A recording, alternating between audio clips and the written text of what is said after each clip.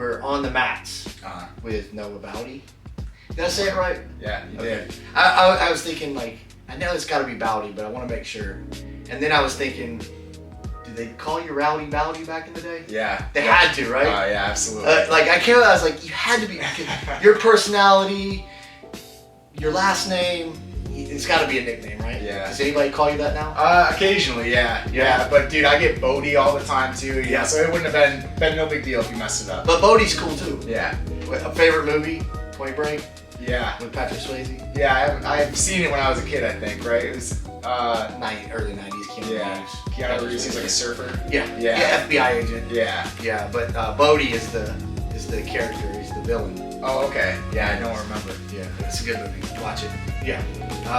So I was thinking about, so we're on the mats, right? And I know that we'll highlight a little bit about you being an instructor as well, and then your jiu-jitsu, like, specifically. And typically on the mats means competitor. Yeah. And I know that you do competitions, but I also wanted to kind of kick it off with competition from when you were younger. Yeah. Talk about that. So with powerlifting. Yeah, powerlifting. Yeah, so I got into powerlifting, man. I was kind of like fresh out of college. Okay. And what happened was, I've never been a school guy, you know, so I went to college. I didn't really like it, and I was like, all right, I gotta get out of here. I'm just gonna join the military. So I went and met with an Air Force recruiter, and I went through that whole process. And at the time, I wasn't in really good shape, lifting weights or anything. But I started running and doing pull-ups and push-ups and everything to try to get ready. Okay. Took the tests, I did everything, and we got towards the end, and they didn't want me for whatever reason. So they connected me with this Marine recruiter. And I talked to this guy, and I was like, I don't like this vibe. Like, I feel like this guy's trying to trick me into joining, you know? So that didn't end up working out. But I did really like working out at that point too. So I started going to the gym, and I got into this place, Diamond Gym in Elmira, New York, and it was more of like powerlifting style, like powerlifters and bodybuilders. And I realized, like, man, I'm actually pretty good at this. You know, once I started getting some exposure to it, so I kind of pursued that, and I started climbing and getting better and better and better. In my first competition, I went out and won. And then I competed at nationals that year, and I got like 80th place. Like I didn't 80th out of like what? Yeah, probably a few hundred. So it was. I didn't do terrible, but I didn't do great. Yeah. Middle of the pack. Yeah, middle of the pack. Okay. And then I kept training, and I had this goal to compete at the Arnold. Well, okay. I have some questions. Sure. What lifts did you do? Squat, bench, and deadlifts. Okay. Powerlifting. Yeah. And I was kind of talking about that off camera a little bit about those are like the three big lifts of core of anything really, right? Like old school lifters anyway. And so in first, let's just say at the nationals, you placed 80th out of 200. What is 200 lifting compared to first? So at the time, it was quite a bit different than now. Okay. You know, the ceiling was a lot lower. So back then, I want to say that my lifts at that competition, I think I squatted like 585, benched 330, and deadlifted maybe like 530 to 540. Was it the bench that got you there? Yeah, the bench and the deadlift. My squat was really good for the time. Yeah. And I actually went on to set the American record in the squat at my next competition, which was at 606. Oh shit. But now, like, you look at a 606 squat, and like there are women that are doing that. You know, there are women that are setting numbers that are above what I've ever lifted. You know, so the sport has kind of evolved. But at the time, I would say a first place would be like probably an 1,800 pound total. And there are people there that are, you know, doing 1,200. You know, that's probably bottom of the pack at the time. So 400 on each lift compared to 600 on each lift. Yeah. So 200 pounds per lift on just that quick average there. Yeah. And you were in the 5s on 2 lifts and 3 on the other. So 1,400. Yeah. And then that's a good reference point. So then I did some more competitions, you know, and I started winning. I went to nationals the following year, and I got like 7th place. Out of same amount of people. Really? A few hundred. Okay. Yeah. Wow. And I actually ended up getting bumped down a little bit because some of the guys that beat me ended up failing their drug test. So this is all natural. Okay. And at that time I want to say I squatted 650, benched like 365, and deadlifted like 620 or something. So Nice. I'd improved. How much did you weigh? I was 231. And Yeah, is there a 105 weight? kilos. Is there different weight brackets for that? There are, Okay. yeah. So it's kind of the same as jiu-jitsu. Yeah. You know, there are various brackets. There's various age brackets too. Okay. You know, so. Oh, okay. So When I was competing in juniors, which was 24 and below, I think. Okay. And then there's open, which is 24 and above, and then masters, which I think is like 45 or 40 or 45 and above. 24 to what's the lowest? 16, something like that. Yeah. Yeah. So it was fun, man. It was fun. I kind of stopped competing because when I did nationals that year, it was 2016, and I qualified for the Arnold, which was cool. I went and did that. But the issue was that was like my long-term goal, and I just accomplished it in 2 years. And because I'd set my goals so low, I just kind of like lost my drive for it almost. Okay. You know, so I was still doing it, but I wasn't competing. And looking back, I wish that I had, because I've improved substantially. You know, I went on to squat almost 800 pounds, bench in the 400s, deadlift in the mid 600s, but I never got those lifts like officially on paper. You know, Yeah. because I was just doing it in the During gym. your own PRs. Yeah. Yeah. And then I got hurt. So the December-ish of 2019, I hurt my back squatting. How old were you? I would have been in my mid-20s. Okay. And so I hurt my back squatting. And I was like, you know what? I was looking for a way out. Yeah, I don't really have the passion for this anymore. Felt like work? Yeah, and it's like you go in with powerlifting, man. The workouts are long. It takes like 3 hours to get through a workout, and you have to really want to stick with it. And I just didn't anymore. So I hurt my back, and I'm like, okay, you know, I've had enough of this. And then a few months after that, COVID happens, right? So I couldn't lift even if I wanted to, and that kind of got me a little bit, you know, because at the same time, my job was getting crazy because they sent everyone home. Now all of a sudden, like, we're all working from home. We have different expectations. We're working a ton, and for me, I was stressed to the max. Of course, you know, I don't know what's going on. Like, are we gonna get sick? Like, am I gonna be able to take care of my kids? Right. A lot of unknowns there. Yeah. During that time. Yeah. So it was a tough time for me, man. I got done with my work. I would work all day, like 10, 12-hour days, and I would just start drinking, and that became an issue for me. So I was, drinking pretty heavily during that time, and what I liked was IPAs. So you think about IPAs, they're like 400 calories a pop. Yeah. I would have 5 of those a day. It's on a day off, maybe I have 15, and those calories like add up over time, and next thing I know, it's like the end of 2020 and I'm almost 300 pounds. And I'm like, COVID's coming to an end, or at least the lockdowns and everything. Yeah. And you've been kind of tucked away doing this for a year. Yeah. Wow. Yeah, and so I'm in New York too, where it's substantially worse than most other places. Like, you can't go anywhere. Oh yeah, there was very strict there. Yeah, like, if you don't have your vaccine passport, which I didn't, you can't go places. You can't go out to gyms, you can't go to restaurants, you can't even go to the grocery stores. So were you going anywhere? No, I was just at my house all day, every day. Your wife was doing the shopping? Yeah, well, we would get Instacart. Oh, okay. So yeah, we got that's right. Come and drop off the groceries. That was our big thing. Okay. And yeah, man, just really never left the house, never did much of anything. And then one day, like, I had this wake up call because I woke up, it was like a Saturday morning, started drinking right away, of course. And it's like 11 o'clock and I'm throwing up, I'm like sick in bed. Yeah. And my girlfriend comes in, she's like, what the hell are you doing? It's like not even noon yet. You're throwing up drunk. And I was like, all right, I gotta do something. Yeah. And that's when I actually got into jiu-jitsu, because I was like, you know what? I saw my friend it just started, and there's a place near me. I was like, I've always wanted to do this. I'm gonna give this a shot and see what it's about. So I started jiu-jitsu the beginning of February of 2021. Okay, I want to transition into jiu-jitsu, but there's a lot there that, like, this is really good.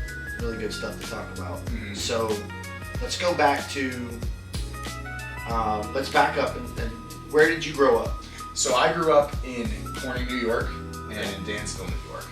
Did you live in New Jersey for a while? I didn't. Never? No. Why did I think that? No, I lived upstate New York, so it's like, if you're familiar with the area at all, which I don't know if you are. I only know Fort Drum. About 4 hours from New York City is where I was. Okay. Yeah. All right. So when you were growing up, what interests or hobbies did you have? I didn't really have any, man. It's kind of interesting, actually. And when I initially got into lifting weights, it was actually on spite. So In high school? in high school, Okay, yeah. So okay. backstory there. When I was younger, my parents split up, and I was living with my dad. How old were you? I was 7 Okay. when they split. So I lived with my dad, and he wasn't a bad dad. You know, he did what he could, but he was a janitor and he worked swing shifts. So he wasn't home a lot. When he was home, he was sleeping. So I was just out like running the streets. Just you and him there? Yeah. Yeah. Yeah. And he had a girlfriend eventually, and her and her sons moved in with us. But for the most part, like they were just kind of whatever. You weren't close with him. No. So I'm out running the streets like all the 7 time. years old. No. Once I start getting a little bit older, you know. Yeah. Old enough to know that you Yeah. can do it, right? Yeah. So I'm fighting. Yeah. Hanging out with guys that I shouldn't have been hanging out with. Are they older? Yeah. Yeah. Okay. And you were got growing myself up into a lot of fast. trouble. Yeah, I got myself into a lot of trouble. And you know, this whole time my mom and my stepdad are trying to get me to come live with them in Dansville. Okay. You know, and I'm like, fuck that, I don't want to do that. I can wanna do stay anything here I where- want. Yeah, I want to stay here where I can hang out with my friends, you know, the Yeah, guys yeah. that they weren't my friends, but at the time I Right. didn't realize that. Yep. So, time goes by, I'm doing the things that I'm doing. Eventually, I end up getting arrested for vandalizing some property and stealing some stuff. How old were you? I was in 8th grade. Yeah, that's a definite time to be Yeah. testing your boundaries. So, Okay. I get arrested and I get expelled from school at the same time. Oh shit. And so at this point, my stepdad at the time was like, I want you to watch this movie with me. I was like, okay. You're whatever. just visiting there? at the Yeah, time? I go there on the weekends. Okay. He's like, I want you to watch this movie with me. And it was Bronx Tale. So, Oh, good movie. still like one of my favorite movies to Yeah. this day. And if Oh, and it resonates because you're from New York. Yeah, Oh, yeah. nice. Well, and so if you are familiar with it, for anyone who isn't, it's obviously the story of this kid Calogero during the like 1940s ish. His dad's Robert De Niro, who's like a blue collar bus driver, Yep. and he gets in with Sonny, who's this mob boss in the area, and it's kind of like the duality between those two father figures. So it's the duality between those two like father figures and Calogero growing up with these two guys like guiding him.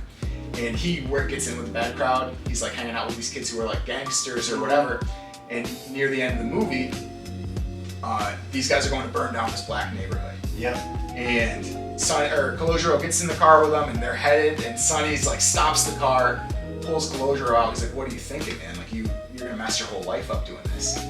And the friends end up getting a Molotov cocktail thrown back in their car. All of them die. Yep. So after the movie's over, my stepdad at the time was like, dude, we've been trying to pull you out of the car for years. Like, you need to get smart and get out before you fuck your life up forever. And I was like, okay, all right, let's do it. Not resisting. Yeah, I was like, fine. It made I'll sense. come with you guys, yeah. Okay. So my 9th grade year, I move in with them, and it's better. You know, that I have like more structure and Yeah. things, but I'm still the same person, and I'm still like falling into the same kinds of people, and I'm doing the same kinds of things. So the summer of my 9th grade year, What year was this? this would have been 2009? 2009. Yeah, 'cause Okay. I graduated in 2011. Okay, you're a freshman in 2009. Okay, so maybe 2008, actually. 2008, 2009. Okay. Um, I'm getting a point of reference. Yeah, here. gotta Where get was the I time at this time? So I was in Ranger School. So the summer of that year, my freshman year, my stepdad comes to me. He's like, "Hey, football practice starts on Monday." And I'm like, "What are you talking about? I don't play football." What do you mean? And he's like, "Yeah, talk to the coach. You're gonna play." I was like, "I don't know anything High school? about." Oh yeah. High Oh, school. nice. Yeah. So I'm like, "I don't know anything about football, dude." So I go out there, and at the time, like I'm like completely out of shape. Never played a sport before. I'm like smoking cigarettes, smoking weed, like I don't have any fitness at all. Yeah. So I'm jumping right into football 2-a-days in the hot sun. Yeah. It's Were you horrible. bigger or were you? I was small. You I was was small. Yeah, I was skinny like kid? 165, 170 Oh pounds. shit, I was small. Yeah. Small kid. Okay. And I don't know, again, anything. I mean, I'm not in good shape, so it's miserable. And I'm basically like cannon fodder for these guys. Oh yeah. You know, I remember the first day we did Oklahoma drills. This kid, Doug Ridley, he's like a beast. And I don't know how to tackle. I'm like just kind of standing there. And he hits me so hard, dude. He broke the face mask on my helmet, gave me a concussion. And I'm like, this fucking sucks. Yeah. This sucks. So I went through the whole season. I don't think I played a down. I was gonna ask. Yeah, didn't play at all. Like maybe a few times they let me get in on special teams, like Yeah. if we were way up or we were way down. But for the most part, I didn't get to play. So then the season ends, and I tell my mom, like, I don't want to do this anymore. She's like, I don't give a fuck. You're gonna do it, you know. So I was like, okay, if I'm gonna be forced to do this, I'm gonna at least try to play. You know, so that's initially. You're when I gonna put started- some effort in. That's initially when I started getting into lifting weights, you know, because I was like, I had my mom buy me like a muscle and fitness magazine, Yeah. and I was in the gym, like lifting weights, out on the track, running sprints and stuff. I had no idea what I was doing. I just knew like I had to get better. I had my mom like cooking me. She'd make this absolutely terrible like baked chicken. Like I'd be eating like plain baked chicken, dude, and it's terrible and broccoli and shit. But like I didn't know any better, you know, and I didn't know anything This is about gonna make nutrition. me better. Yeah, I'm just reading Muscle and Fitness, and it's like, okay, bodybuilders eat plain chicken and broccoli. I'm like, okay, let's do it. And this whole time, I'm telling the coach, I was like, hey, make sure you keep that starting spot ready for me. Oh You know, yeah. like I'm coming for it, and he's like, okay, dude. Like he didn't fucking play a single minute last year, like whatever. So then Were you saying that like every day? I was saying every time I saw him, he was our health teacher. So You're I'm a very competitive person. like, yeah, You have the competitive spirit inside you. I- Like almost tell me I can't and I'll show you I can. exactly. Okay. Exactly. And I was pissed, you know, because I had just gotten my ass beat, get brutalized every single Yeah. practice, and I don't even get to get any benefit from it, you know. Yeah. So then the next season rolls around, and I have a whole year. I've done wrestling too during that time. Oh, did you? I have a whole year of like trying hard. Basically. First year wrestling as well? First year wrestling was 10th grade. Was this also from your stepdad's influence? No, that was You more just- just because of my friends that played football Okay. were doing it. So I was like, okay, you know, this is a good way to stay in shape too. Fitness. So we go to the next year's 2-a-days, and we're going through that. And we get to our first scrimmage, and the guy, I'm still like the third string guy. The guy who was supposed to start has a stomach bug or something, so I end up getting to be the second string guy, and I get some playing time. And I just go out there and smash. You know, I got like 15 tackles, a sack. Like I'm playing really well. And I end up starting that season. Cool. And like for the rest of the time that I was in high school, I was like the starting player. So I was like, okay, cool. You know, I got some benefit from this. And that was the first time for that reason. Like I said, I started out of spite. That's when I started lifting weights. So And you saw what the results were and that gave you motivation. yeah, Kind of changed your view on things. yeah, absolutely. What about the coach? Did he recognize that? Yeah. Yeah? Anyway, What did he talked some say shit to about you? that after. I was like, Yeah. I fucking told you, dude. Yeah. I told you, you know. And Okay. it's like, he didn't believe me. He's a good dude. Yeah. Yeah, he was, like I said, he was our health teacher. So Well, he probably wants to see that in you, but he's not going to let you know that. Right. Prove it. You know? Exactly. Yeah. Exactly. That's good. So you played football and wrestled all through high school? I did. Okay. My 10th grade year on, yeah. 10th grade. Okay. And yeah, I really liked wrestling. I was never good at it. You know, it's so funny because people are, when we start jujitsu, people are like, oh, you must have wrestled. It's like I did, but I like hardly won any matches. You know. That's more of your presentation. Yeah. I mean, you were fit, you're fast, Mhm. you present yourself like a wrestler. And Yeah. if you don't know, you're going to assume like he's got to have some kind of wrestling experience. Right. But you don't rely on your wrestling as much as you do other Yeah. avenues. I like to wrestle in my like current day jujitsu, but I also know my limits. You know, if I in competition or even if I'm rolling with someone that I don't know, if we're gonna wrestle a little bit, maybe I give them a hard clap on the back of the head. Yeah. And if they stay in their stance and they crack me right back, it's like, all right, I'm sitting guard. You know where they're play at. some jujitsu. Yeah. But what about judo? You kind of like judo. Yeah, I like judo too. Yeah. You know, I like a lot of the throws, but it's definitely not like my best suit. There's a lot of guys even at our gym that'll take me down easily. You Yeah. know, even like little Mikey, he Yeah. last doubled me from halfway across the mat the other day. Yeah, he blasted. No, I just know that I saw you set up some judo sometimes, so maybe that's just something you were working on. Yeah. Subconsciously. Yeah, I like the Uchimata. That's one of my favorites. Yeah. Oh, I know what it was. We were doing takedowns one time, and you were showing me the Uchimata, but you did like a variation where you did like a body lock or something, and you twisted me a certain way. I was like, oh, okay. Yeah. Yeah, that's probably my reference to that. So okay, so you're in high school, you're doing sports. Your stepdad must be pretty proud of that. Yeah. Your Definitely, mom? I think so. Yeah. For How sure. about your dad? Was he involved in that? No, not really. You know, so at this point I'm going up to my dad's like on the weekends. Sometimes not at all, because I'm like, all right, I'm gonna just You're focused. hang out, you know, be around my people that I'm you know, in a positive thing. Yeah. You know, I'm actually. Yeah. Well, you're at that age too where that's your friend. that's everything. Yeah. That's your whole world at that point, like 15, 16, 17 years old. Were you driving? Yeah. Yeah. Yep. So I What started kind of car driving. did you drive? Dude, I drove an '87 Oldsmobile Custom Cruiser station wagon. Hell yeah. Yeah, dude. All It was right. fucking sweet. It had, you know, the Was three it rows wood of paneling? seats, wood paneling. Yes. The back seat. You can faced turn out. around? Yeah. Oh, nice. I grew up Yeah. with those. Bro. Yeah, man. That's cool. it was How'd you end up awesome. with that? So my stepdad, he was like a car guy. Okay. You know, so that was his thing. Like, he would kind of like work on cars and stuff. Yeah. And when it came time for me to get a car, that's what he's like, oh, well, we're gonna get this. I'm like, I don't care as long as I can drive around, you know. Yeah, yeah. And yeah, it was like a Did you party work on it? mobile. I didn't, but he did some stuff to it, you know, just to make it a little bit more fun. I bet your friends loved it. Yeah, Yeah, like we you load piled in. up a bunch of people in there. Yeah, I had an 86 Chrysler Fifth Avenue. yeah, It's almost same year. Similar, but not a station wagon, but a big boat, you know. Big boat. Burgundy red, plush seats, tilt wheel, power everything. I thought, man, and I would pile my friends in there. yeah. We'd go. Oh yeah, dude, you got so many people in there, the car won't go above like 35 Right. miles an hour. All right. Yeah. All right. So, okay, so that's, you graduate high school, and you said you went straight to college? Went to college. Went Where'd to you go? community college, FLCC, Finger Lakes Community College. What did you study? So I initially wanted to be a phys ed teacher. Okay. So that was kind of my thing. I was like, I want to do this. I want to start coaching football. But man, I just wasn't good at school. Like it's never really been my forte. I don't like doing the homework and stuff. I remember I had to take anatomy and physiology In college. In college. Yeah. And I went to I'd been taking the class for a little bit, and we had our first test. It was a practical. And I'm expecting like, okay, yeah, I'll go in there, you know, I'll take some multiple choice, I'll get a C, and Yeah. we'll call it good. They handed me like a skeleton and a blank piece of paper, and like, all right, name every bone. I got up and went like around the class, dude. I was like, I'm not doing this shit. I'm not ready for this at all. Skull. Yeah. But yeah, it just was never really my thing, you know. And like I said, I did that for 2 years.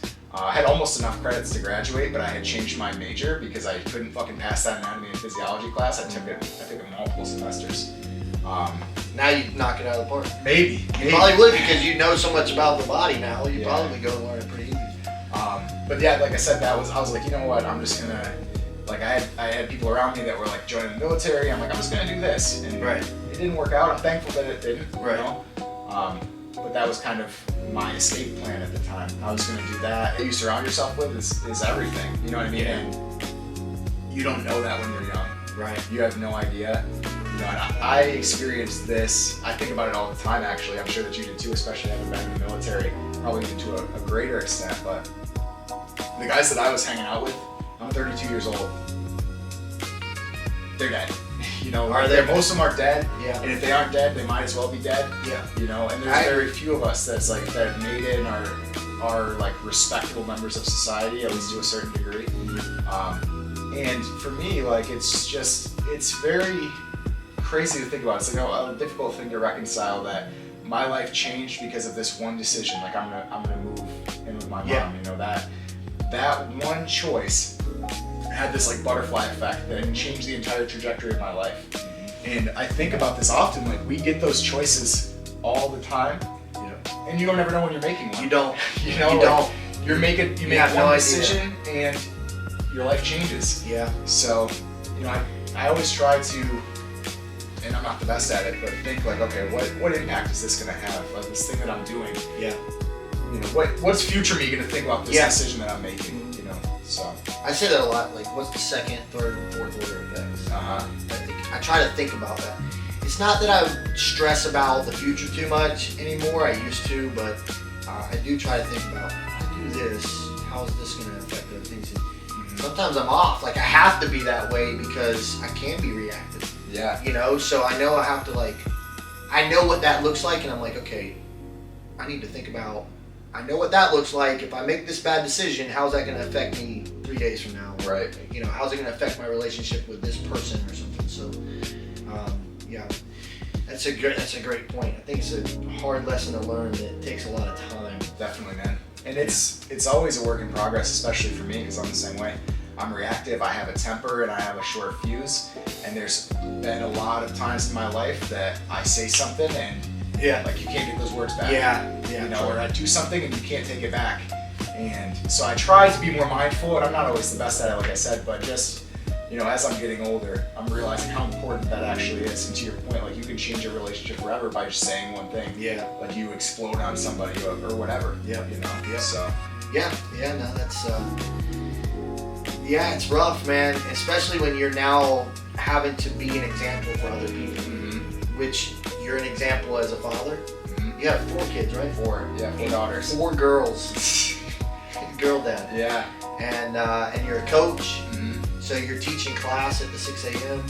Which is really, Breakfast Club is really cool. Club, yeah. Yeah, we love it, man. Yeah. And then what else? What else? Kind of at work? You have At work, yes. I actually just got laid off yesterday, which is crazy. Yeah, I've been in my job for 13 years.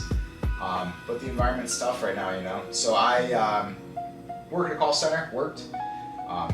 Started off as a debt collector. Did that for a year. Got promoted really quick. Worked my way up to the point where I was a senior manager for this call center, and managed a team of people. And it's kind of the same, you know, in that environment, you're coaching people to be able to do the job, right. Coaching people to be able to coach people to do the job, depending on your level. So I have a lot of exposure to that. And, you know, it's interesting. My girlfriend, we've been together for 10 years, so she was there when I first got promoted, and she saw how absolutely god-awful I was at it. And actually, her influence kind of like helped me get better because I was good at collecting a debt. That was the job, but then all of a sudden I'm in charge of people. Yeah. And like I could do their job, but I couldn't do my own job. You know, I didn't know how to relate to anyone. So I would like bark orders and just be very direct. Authoritative? Very authoritative, and that's the way that I like to be addressed, you know? Like I like people to be direct with me and things. But what I learned is there's different strokes for different folks. You know, the way that I have to have a conversation with one person is different than somebody else, and it's a very important skill as a leader to be able to identify, like, how should I address this with this person? You know, do I need to use kid gloves? Do I need to be more direct?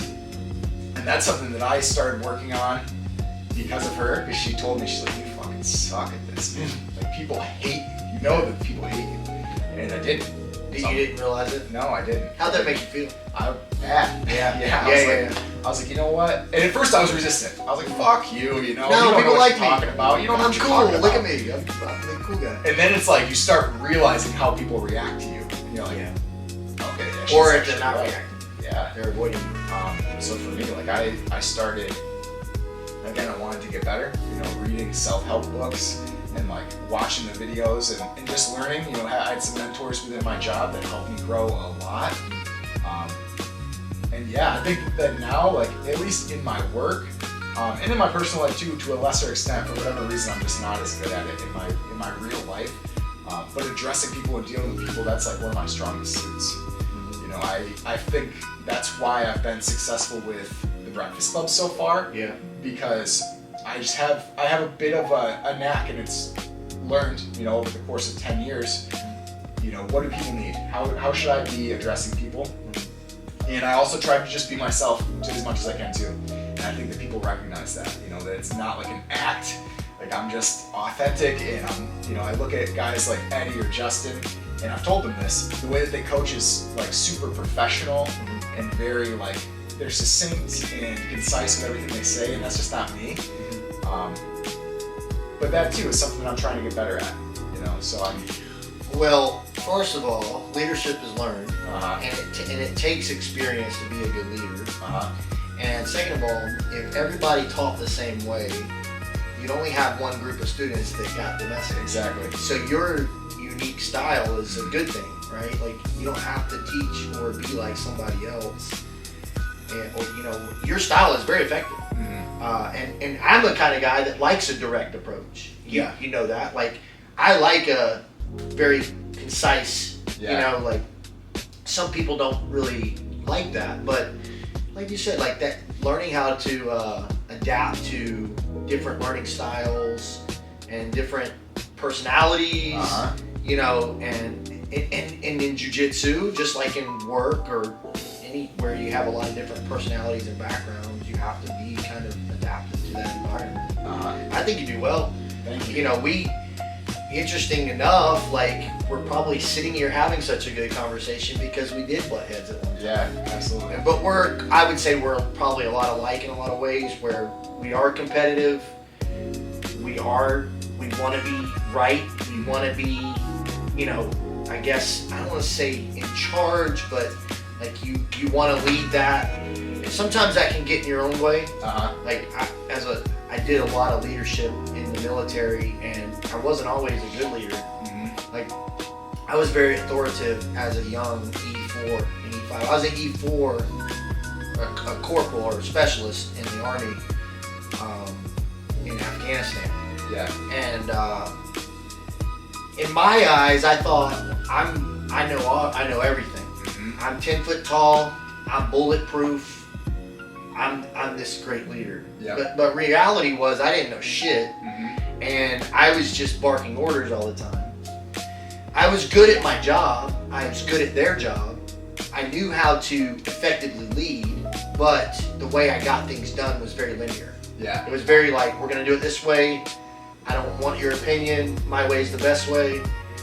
And then I started to learn there a lot. I had a gunner who was the same rank as me, and he was a real chill guy, very experienced, cool under pressure. And we kind of butted heads a little bit because we were the same rank, but he handled it really well. And that's hard sometimes when the guy's the same rank. But he taught me some things. Like I just picked up some things, like how he dealt with situations a little bit better. And although he wasn't the team leader, sometimes I was like, you know what, you lead the team. Yeah. Let's see how you do here. And as I was able to take that role, I was actually able to become a better leader because I was actually able to see my deficiencies. And I stayed at E4 team leader, and then I was at E5, but I had that same team leader role, so I was a team leader for a while, and it allowed me to grow and develop. And then once I became a squad leader, I kind of knew how to handle those team leaders. Right. Like I knew how to approach them differently. And I had 3 team leaders, and they were all polar opposites. Yeah. So I'm like, fuck, man, like I can't address them the same way. I have to adapt to that, like you were saying. So realizing that as a leader is a very unique learned skill that takes time. So Absolutely. you do great. Like now, I was telling somebody the other day, I'm like, I like learning from you because when I ask you something, you show me the path of least resistance. Yep. And I need that path of least resistance. Some people need like a long explanation. That path of least resistance is really important to me because I can sort out the other problems later, but I need to know the path of least resistance. Neon belly escape or the Loop choke. Loop choke. Yeah. So like those things work for me. And I think some people are like that. And then some people are like, I gotta ask 100 questions and you have answers, which is good. Yeah. If you don't have answers, you get that answer. Yeah. And I think that's something that's super important too. Because one thing that you see a lot, and not just in jiu-jitsu, but in anything, people they don't want to admit that they don't know. That's true. Like somebody asks a question, and instead of saying, "Hey man, I don't know, but I'll find out and get back to you," it's like they give some shit that's just not right at all. Yeah. And it's like you're doing this person a disservice by doing that. And it doesn't make you look better. It actually makes you look worse. Yeah. Because a lot of times people can see through that. They'll find out. They're like, "Hey, what you said? That's not true." Yeah. And you look like an idiot for telling me this wrong thing. I tried that. Yeah. And so I try to do that. There are times that I might be like 70% sure, and I'll say, hey, like this might work. Like we'll figure this out together, because at the end of the day, like I'm a student. You know, I'm still learning myself. I don't know everything. There are a few things that I'm very good at, and there's some things that I'm okay at. But there are situations that with my students, you know, I might have to try to work through too, and be like, hey, maybe if you try this, this might be a little bit better for you. But to your point that you were making just a minute ago, there's a phenomenon called the Dunning-Kruger effect, Yeah. which is basically the less that you know, the more that you think that Yeah. you know. And Yeah. that's kind of what you were explaining when you were talking about your military experience, but it's the same in jiu-jitsu. You know what I mean? You talk to like a white belt that has 3 stripes, they know everything about jiu-jitsu. Yeah. You know, but then it's like you get a little bit more advanced, you're like, oh man, I actually don't know shit. Yeah. You know, this thing that I was doing, it was working for me at this level, but I was actually missing like these 10 really important steps. Yeah. So I think that you see that a lot too. The more that you know about a certain topic, the more you can kind of see where other people's deficiencies are, even if they might not see it for themselves. For sure. Yeah, you already made that mistake. Yeah, exactly. You already had to learn. You had to go through that learning process. Mhm. You know where they're at. Yeah. Yeah. So okay, good point. Then you finished. Okay, so we're at the end of COVID. We're gonna go back now. Yep. We talk about jiu-jitsu. Yeah. So you Yeah. had no experience with jiu-jitsu. None. 2020. 2021. Yeah. 2021, and you had gained some weight. Mhm. Were you still exercising? No. So at all. you had Went just in shut down. completely not prepared at all. And I actually, this is another thing that I think back to a lot, dude. I went in and I was like 200 so when I started jiu-jitsu, I'll say this actually. So it was around December of 2020 that I'm like, I gotta make a change. And I started changing the way that I ate. I started not drinking. So I had lost some weight. I was down to about 260, 270 pounds. But still substantially overweight for my frame. And I went into jiu-jitsu in the first class, dude. I fucking threw up from the warm-ups. And it was just like shrimping. You know, like shrimping and doing some lunges and like jogging around the mat. Wow. And that was it for me. You were like disappointed. Yeah, I was like, man, I can't believe I'm this out of shape. Like, this is crazy. And then you couple that with the fact that I got absolutely wrecked by everyone, you know, because I don't know anything and they're just crushing me, choking the crap out of me. It was quite. Was it gi? No gi? Yeah, my school was only gi. Oh, only gi. Yeah. So did you do that for a while? Yeah, so I did that for a while. I was there for about a year, a little bit over a year. And then I told my professor, I was like, hey man, like I'm moving to Florida. Oh. And he gave me my blue belt. Oh, okay. So I got my blue belt pretty quickly. So from the beginning of that first year, this is all white belt. White belt, yep. And did you lose a bunch of weight? Lost a ton of weight. Yep, I got down to probably about like 220 pounds by the time that I moved here. Okay. I still wasn't lifting. 270 to 220. Yeah, I wasn't really lifting weights. Okay. I didn't start lifting weights again until just a few years ago. But I went and did my first competition, and that was obviously really scary. As a white belt. As a white belt. My very first match, I dislocated my rib, so that was terrible. But I went on to win the tournament, even with the dislocated rib, so I was really proud of that. I can see that. But that competition was in Pittsburgh, which is like 6 hours from my house. So I had to drive home with this dislocated rib. Couldn't take a deep breath. Yeah, just by myself. So with your gold medal. yeah, I had the gold medal though. I had the Instagram clout. You know, like I made the post and it was blowing up. I'm like, all right, this was worth it. Nice. I had to sleep on What event was it? It was a Naga. A Naga, It was okay. a small Naga. Oh yeah, but Naga was the shit. That's cool. I had to sleep on a recliner for like 4 days because I couldn't lay flat. You know, it was awful. Rib injuries are the absolute worst. Right? But so yeah, I get through that. I get my blue belt, and then I moved down here. And my first class at City of Palms was as a blue belt. That's where you came immediately. Immediately. What? And that was 22? This would have been 20.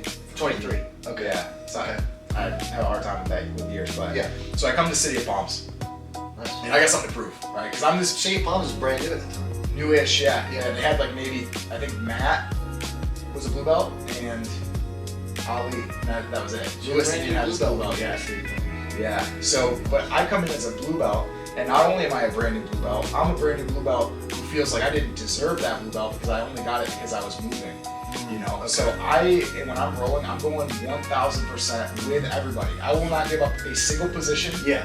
Like, I'm going to submit you because I need to prove to myself and to everybody here that I deserve to be wearing this belt. Yeah. You know, and like looking back now, it's just so ridiculous because belts don't matter. You know, it really doesn't matter. Right. As a purple belt, there's times that I get submitted by white belts. I submit our black belts. It really doesn't mean anything. Right. But at the time, it meant everything to me. Right. You know, like I felt like I had to defend this rank or like Sure. prove myself. And that kind of, I told you this before, like that kind of got me this reputation of this guy like goes way too hard. Yeah. And that was true. At the time, that was 100% true. Now it probably still is true, but to a lesser extent. No, it's more controlled now. Yeah. We talked about that, and I definitely wanted to have that, bring that up. It was like, you were known as the mat enforcer when I got there, and everybody knows the mat enforcer, most gyms have one, but that can be a good thing or a bad thing. Yeah. Right? Like, the mat enforcer can be the guy that puts bad guys in their place, but the mat enforcer can also be a guy that enforces everything. Yeah. And so you got this reputation as kind of this over-aggressive mat Giant enforcer. shop, yeah. I thought that you wore that like a badge of honor. Mm-hmm. And I was like, why? But after that happened and we talked, you were like, this is not what I want. This is not why I'm here. This isn't my personality. And that shifted my mindset completely. I looked at you in a totally different way. And I don't know if this is, you'll speak on this, but I think everybody else's mind shifted off of that. Yeah. I don't know if it was like subconsciously because we didn't like speak about it. Nobody really said anything, but that stigma is gone, right? Everybody knows like if you get out of line, Noah's gonna fuck you up. You're right. But he doesn't have to. And now every roll is like when we roll, you don't go easy. It's just more controlled. And it's like I learned from you so much more now because of that. Yeah. In all of our roles since then, it's been like, even when you got me in a really bad position, I was able to understand how you got me there and then able to ask the right question after. Yeah. And so that was like a huge turning point for me as a new guy to jiu-jitsu to be able to learn from you because you have all the skills, right? Like you have the athleticism, you have the mindset, you know the techniques, you have your system, and being able to learn from that is really important. I don't think everybody has that ability. Yeah. And you were kind of taking on the new role as the instructor and all that happened too, so that was really like a cool turning point. Yeah, and so like, I'll say it's not something that I necessarily dislike. You know, I definitely like that there's times where, you know, I know that if something needs to get sorted out, I'm probably the person that's gonna be doing it. You know, if I'm there, and I like that. You know, it's like that is a little bit of a badge of honor, but I don't want to be the guy who's like a bully. Yeah. You know, that's not anything I ever wanted to be. Right. And my style is super rough. You know, there's just the way that I like to roll is rough, and I don't mind if people are rough back with me, but I can also see that there are people that don't like that. You know, they don't want to train that way, so I try to adjust my style. You know, and give somebody something that's going to be mutually beneficial. To your point. Yeah. Like I want to, if we're going to roll, and there are certainly guys at the gym that are very similar level with me, maybe a little bit above, maybe a little bit below, that it's like, it's go time. Yeah. But then there's other guys that's like, okay, if I just dial it back a little bit, I can focus my technique, you can work your escapes, and we can both grow from this. And that's one thing that I say to my students at the Breakfast Club all the time is the best way to get better yourself is to help people around you get better. You know, if I can contribute to elevating the level of the room, that benefits me. Yeah. Like, it's selfishness through selflessness. Yeah, you know? no, that's great. Yeah, that's awesome. I like how you put that. Yeah. Yeah, that's for sure. I know that I can. Well, I think the only thing is I like to go hard on the mat. The problem is I have to train within the limitations Of your body and Of stuff, my yeah. body. You know, like there's injuries there that I can't do anything about them. But when you have that trust in somebody, Yeah. like I trust you when we're rolling. And I know that you might rough me up and that's okay, but you're not going to injure me. And I can roll, I'll be able to come back in and roll tomorrow. Yeah. That's the key, right? It's not about going soft and being easy, at least with me. Right. It's just knowing that I can trust that you're not going to snatch that arm Right. or do something crazy. On a leg and Yeah, because there's some guys that, you know, especially like rolling with white belts, like they don't have that control. And so it's not necessarily it's not about the speed or the intensity. It's about, I don't know if I trust this guy if he does get this thing, right? Like he might send it on accident. And it doesn't even necessarily have to be a technique that happens on. You know, that's the thing with rolling with white belts especially. They might just like fall weird and take your knee out. You know, like something crazy could happen. And I mean that could happen at any level, but you think especially at white belt because they just don't have the body awareness. Like they don't have the understanding of like what braking mechanics am I going to apply to get this finish. You know, so you see him like snatch up an ankle lock and just squeeze on it as hard as they can. You know. Okay, so you did your blue belt time, and then you made purple, and now you're teaching. Are you still powerlifting? No, not really. I do lift weights. So like I said, I got back into lifting weights a few years ago, and I hated it. You know, and I mostly hated it because I was like so substantially dropped off from where I'd been before. That I was just like, I was like embarrassed. You know, I would come in and I would be doing these weights and like I'm struggling with things that in my mind should be like no question, so easy. And I just had this like imposter syndrome, I guess, you know, where I just didn't like it. But I knew too that was going to help me with jiu-jitsu. So that's something that I've been focusing on for the last few years. You know, just trying to get stronger and get better, get back to where I was. And I don't squat with a barbell anymore because that hurt my back. I rarely deadlift, but I do like to bench still. And yeah, I really enjoy lifting weights now. It's something that I wake up in the morning and I can't wait to go. I lifted at 5 o'clock this morning. And dude, people give me so much credit, you know, like it's undue credit about being super disciplined. And it's like, am I really disciplined because I'm doing something that when I wake up in the morning I can't wait to go do it? You know, I don't know if that's necessarily the case because there are plenty of things that I would like to do and I've tried to do and haven't been able to stick with it because I just don't have that discipline. You know? Well, that's what discipline is, though. It's just like the things that are hard to someone else is just your routine. Exactly. Right. So, do you train around jiu-jitsu? Is that your focus now? Is to the things that you're doing in the gym? Are you focused, and not just the gym, but also at home? Do you stretch? What, you know, are you doing like rotational stuff? Or what are you lifting now? Are you lifting heavy weights? Yep. So I lift heavy. I would say I should be stretching more than I am.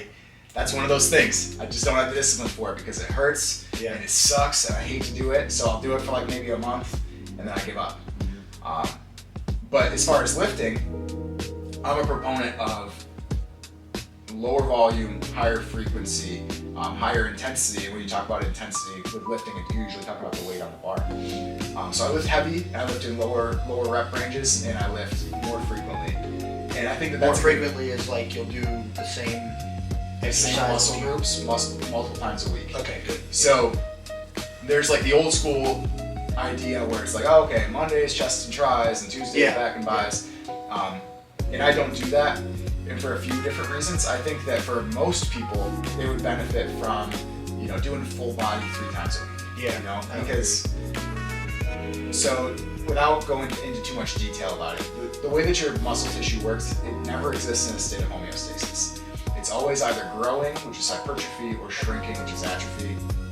And there's literature that suggests that the atrophy starts within 48 hours of exposure to stimulus.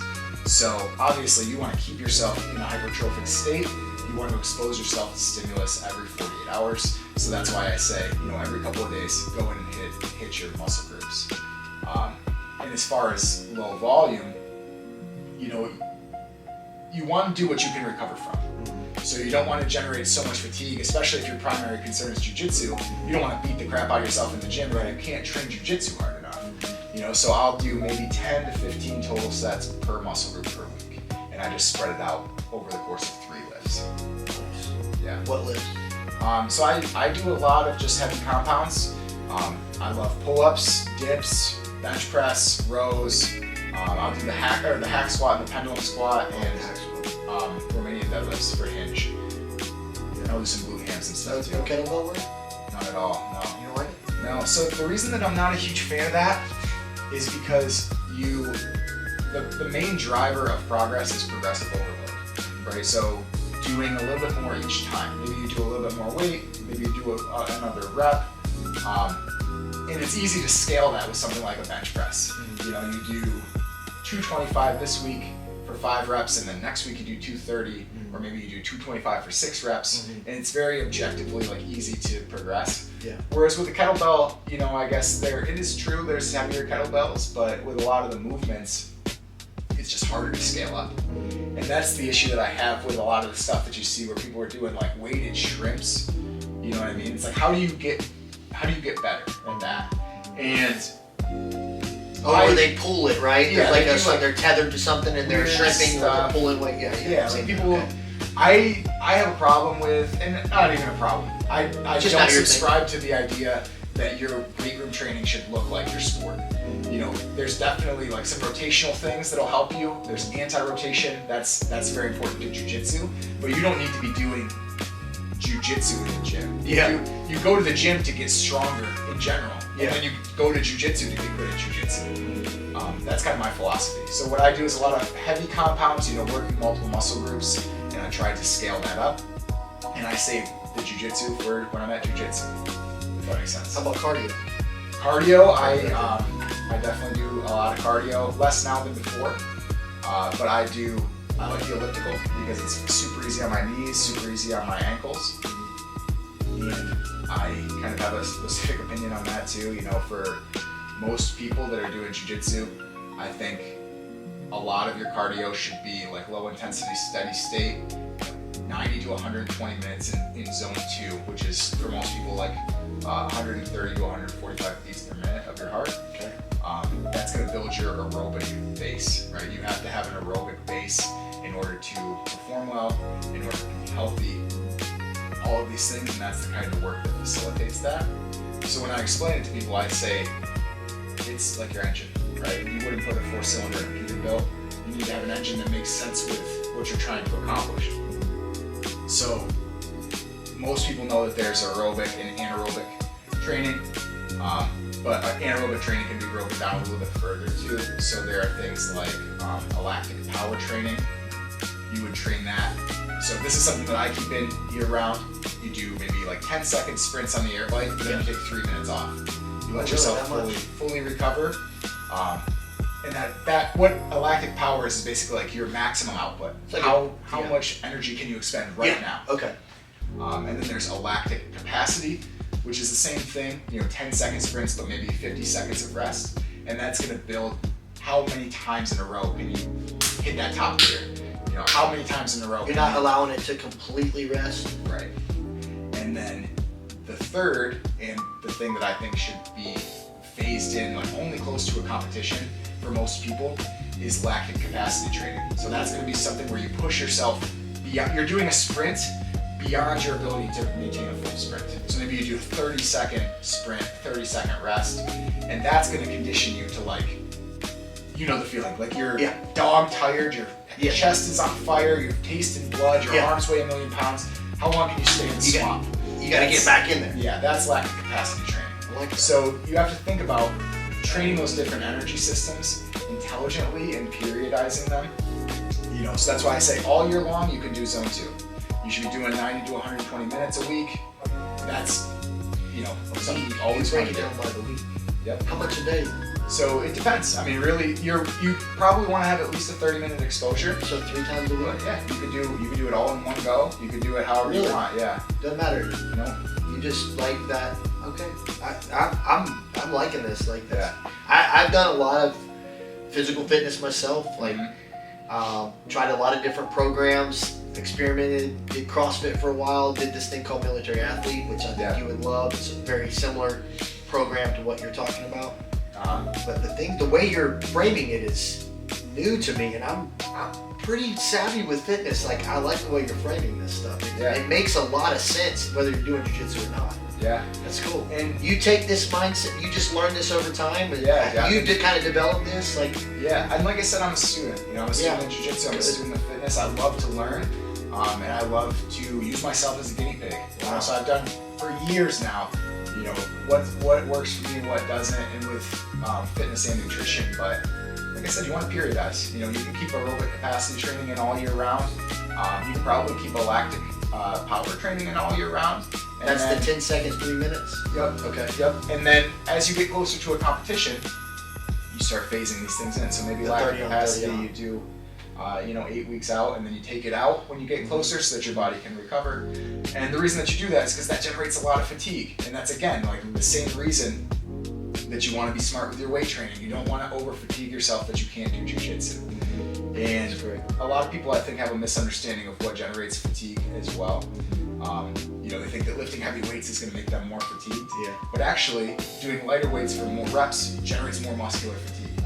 So, yeah, I mean, we could get way into the weeds, and I don't think we need to. But No, that's good. I think we can probably do a whole other thing on that. But that's a lot of information. I think a lot of people probably watching this, they're gonna go back and start doing some homework. Yeah. You're probably gonna get a lot of questions now. Yeah. You're gonna get a lot of questions at the gym now. Like I I think they don't know how much you know, and that's pretty cool that you're gonna get that. Yeah, I love to talk about it, man. Yeah. I'm super passionate about it. I've dedicated basically my entire adult life to it.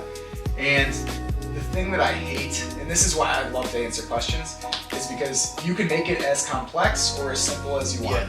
And this is where I see things on the internet and it just pisses me off because I know that people are intentionally making this inaccessible for people. You know, they're trying to confuse you. They're saying, oh, you should eat carbs. You shouldn't eat carbs. You should do this. You shouldn't do that. And they're doing that so that it seems like it's more difficult than it is, so they can sell you the solution. Yeah. They want you to buy their course. They want you to buy their coaching. They want you to buy their program. And for most people, it comes down to get enough sleep, go to bed at about the same time, wake up at about the same time, drink some water, eat real food with a focus on protein, control your step count each day, and go to the gym a couple times a week and try hard. And if you do that for a year, you're going to change entirely. You don't need to, be incredibly detailed, like tracking all your food, all of those things. Like, it's just not necessary for most people. So let's go into food. Tell me what your approach on food is. So I eat basically a whole foods diet. I eat very minimal processed food. I try to, with a focus on protein. I will eat a lot of chicken, beef, steak, eggs, that type of thing, dairy. And that's another thing. I used to be big into it's called IIFYM. Have you heard of that? If it fits your macros. Yeah. The macro methodology. I get that part. Yeah. Yeah, and it's definitely true. There's a lot of validity to it. Yeah. But I would do things in how can you say that you're healthy when all you're eating is processed food? Like, you can change the way that you look. You might have a six-pack. Yeah. And the general public views a six-pack as like the pinnacle of health. Right. But it really isn't, and there's the micronutrient value that matters too. And that's one thing that IIFYM misses a lot of the time, because the macros will control the way that you look, but you can look a certain way and not be healthy. You see the bodybuilders dying in their 30s all the time. Yeah.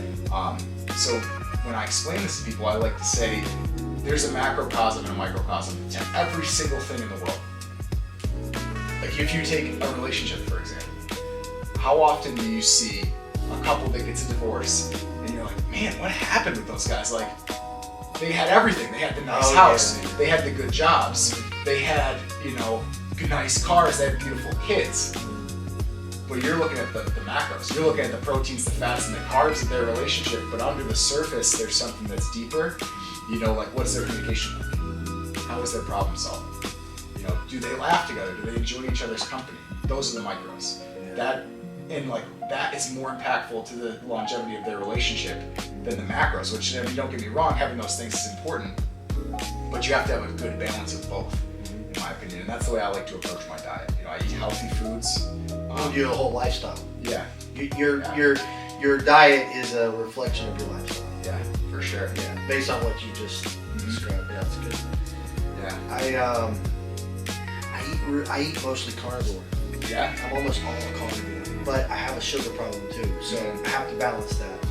Sugar is so bad for me, and I know it, and I'm very aware. Sometimes it's like, my opinion is most people will hear this and they're like, I don't want to hear that. They don't want to hear the truth. Yeah. Because you have to take away so many things that give you a false sense of enjoyment, right? Yep. The real enjoyment is being healthy, living a long, healthy life, being able to do things you like to do without struggle. But that instant gratification is like, I want the cakes and I want the sugars and I want the processed stuff. What do you cook with? Like, what oils do you use? So I'll use like avocado oil, Me too. olive oil, Yeah. butter. What kind of butter? Just like grass-fed, Yeah. regular butter. And dude, like I was saying, this is different strokes for different folks. Yeah. Different people are gonna have different ways that they react to certain things, you know, because you have certain intolerances or whatever. I would say for the general, in general, most people, it's not a good idea to take out carbs. You know, like carnivore. Yeah. Maybe you react a certain way, then it's like, you know your body. You know, if you feel better on lower carbs. I do know when I need them. Yeah. And I do throw in like sweet potatoes or potatoes. When I do, not to interrupt you, but you make a good point. I didn't clarify. I like the carnivore diet, but there is a time where I hit a point where I need carbs. Mm-hmm. And that's usually when I start craving sugar. Yeah. And I have like, okay, I'm lacking, I need more carbohydrates. Yeah. And that's why I'm resulting to more sugar. Yeah. And honestly, like, if you're gonna eat lower carb, you know, I think that you should be smart of when you eat your carbs. They're basically like a performance enhancing drug. Yeah. You know, you eat around your workouts, you eat around your jiu-jitsu training, and you're gonna see a performance benefit from that. Especially if you're low carb, then you probably have an increased sensitivity to carbs. You know? Yeah, I do. I probably developed that on my own though, Mhm. right? From certain patterns, right? Like Yeah. if I ate carbs all the time, my body would probably adjust to when and how I'm eating those. But Yeah. because I don't eat them a lot, and when I do have them, I can tell. But like you said, like if I need carbs, I'll have a sweet potato right before I go train. My whole mood is different. Not just physically, but mentally. I'm more alert. Like I don't know if it's like just a thing where my body's like it was lacking something and now it has it. Yeah. Now I'm like optimizing in the gym, so I'm like I'm more in tune with what's going on, and I've got a little more energy. Yeah. So Yeah. For myself personally, man, I love carbs. I probably eat 500 grams of carbs a day. what do you prefer? So I'll eat a lot of fruits, a lot of rice, white rice, honey, sourdough bread. I eat I a like lot of. sourdough bread. Yeah. And I like it because carbs will help you to maintain water, help your muscles retain glycogen, and that's what gets you those big strong pumps in the gym. And I like that feeling. You know, I like to be strong. I like to look big, and carbs kind of are what help you get to that point. Yeah. You work out to look good, thank Exactly. Exactly. you. Look Yeah. good. Thank you for having me, man. Dude, This was this fun. was awesome. Yeah.